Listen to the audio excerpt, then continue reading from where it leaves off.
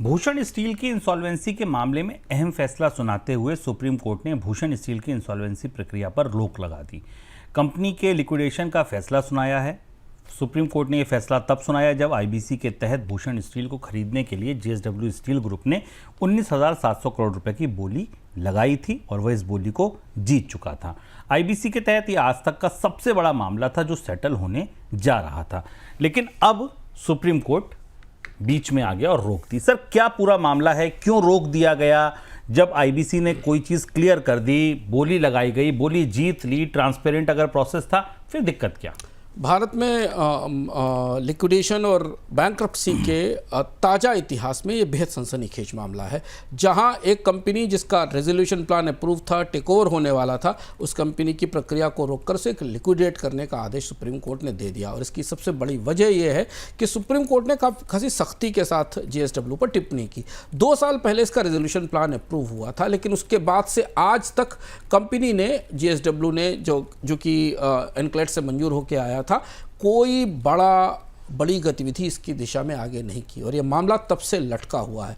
और यहाँ हमें सुप्रीम कोर्ट के इस दखल से आईबीसी प्रक्रिया में जो देरी है उसकी जो चिंता है वो झलकती दिखाई देती। और इसलिए 19,700 करोड़ रुपए के आसपास का रेजोल्यूशन प्लान सुप्रीम कोर्ट ने देरी के कारण रद्द कर दिया, क्योंकि जेएसडब्ल्यू, जिसे कि इसे खरीदने का, इसे टेक ओवर करने का अधिकार मिल गया था, उसने अभी तक इसमें कोई बड़ी गतिविधि या कोई पहल आगे नहीं की। और सुप्रीम कोर्ट ने कहा कि यह रेजोल्यूशन प्लान का वायलेशन है, यानी जिस रेजोल्यूशन प्लान पर क्रेडिटर्स कर्ज देने वाले और कंपनी राजी हुई थी, जेएसडब्ल्यू ने उसका वायलेशन किया। और इसलिए ये बेहद सनसनीखेज खबर थी आज कॉर्पोरेट की दुनिया में कि भूषण स्टील की 19,000 करोड़ रुपए की का रेजोल्यूशन प्लान और उसका टेक ओवर अब रद्द कर दिया गया और अब कंपनी को बेचने की प्रक्रिया में आगे बढ़ा दिया गया है।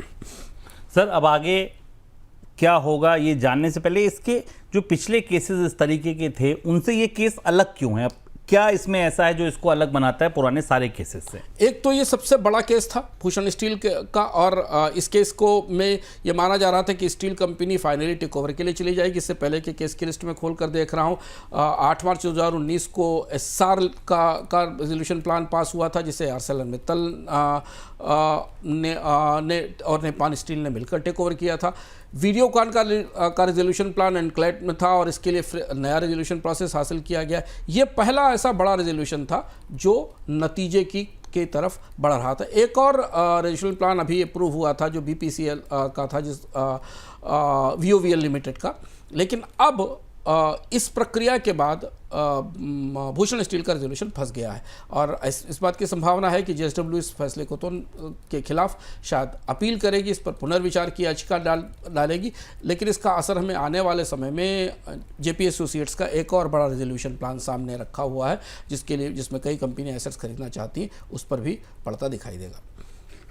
टेलीकॉम कंपनी भारती एयरटेल ने एजीआर बकाये के बदले सरकार को इक्विटी देने के लिए एक बार फिर से दूरसंचार विभाग को संपर्क किया है। कंपनी की तरफ से कहा गया कि प्रमोटर के ऊपर ज्यादा कर्ज होने की वजह से बकाये के बदले आप कंपनी के शेयर ले लीजिए और इनके इस ऑफर पर आप विचार करें। भारती एयरटेल पर करीब 41,000 करोड़ रुपए का एजीआर बकाया है और वह भी सरकार से उसी तरह तरजीह चाहती है जिस तरह तरजीह से सरकार ने वोडाफोन के कर्ज के बदले अपने पास इक्विटी रख ली है। सर, सरकार इस पूरे मामले में क्या आपको लगता है फंस गई? एक को तो राहत दी कि ठीक है, अब दूसरे कह रहे हैं कि हमको भी वैसी राहत दीजिए। ये मामला उलझ गया है और ये लगातार ऐसा हुआ है जब 15 दिन में दूसरी बार एयरटेल ने सरकार को इस बात के लिए चिट्ठी लिखी है।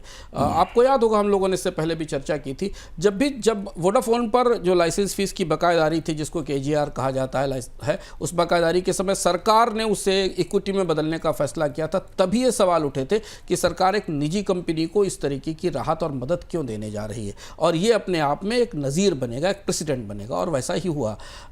वोडाफोन को इस मदद के बाद अब एयरटेल आगे आ गई। एयरटेल के ऊपर करीब 1.77 लाख करोड़ रुपए का कर्ज बकाया है, जिसमें 41,000 करोड़ रुपए की राशि सरकार को चुकानी है, उसने जो लाइसेंस फीस ले रखी थी और जो सुप्रीम कोर्ट का फैसला आया था जिसमें कि रेवेन्यू शेयर नापने का फार्मूला बदला गया था। एयरटेल ने कहा है कि अगर उस कर्ज को इक्विटी में बदल दिया जाएगा तो उसे करीब 40,000 करोड़ रुपए के कर्ज की भुगतान में कमी होगी और इससे कंपनी की बैलेंस शीट बेहतर होगी।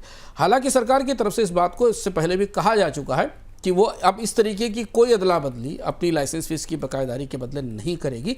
लेकिन ये मामला थोड़ा गंभीर होता दिख रहा है क्योंकि टेलीकॉम कंपनी ने, एयरटेल ने इस पर उसको लेकर दबाव बनाना शुरू कर दिया है। हम इसे ऐसा इसलिए कह रहे हैं नज़ीर बनने वाली स्थिति, क्योंकि केंद्र सरकार तमाम कंपनियों को ज़मीनें देती है, लाइसेंस देती है, और अगर एक बार ये प्रक्रिया शुरू हो गई तो जो कंपनी संकट में फंसेगी वो सरकार को की देनदारी को इक्विटी में बदलने की कोशिश करेगी। ये सरकार की स्थापित नीति से बिल्कुल उल्टा है। सरकार निजीकरण की तरफ जा रही है, एसेट्स का मोनेटाइजेशन कर रही है, कंपनियों की हिस्सेदारी को शेयर बाजार में लिस्ट करा रही है, और यहाँ बिल्कुल प्रक्रिया उल्टी के चलती हुई कंपनी अपनी हिस्सेदारी सरकार को बेचने की कोशिश कर रही है की तैयारी। वोडाफोन के इस फैसले के बाद सरकार की तरफ से स्पष्ट रूप से एयरटेल के बारे में कुछ कहा नहीं गया है, लेकिन ये मामला थोड़ा उलझता हुआ दिख रहा है।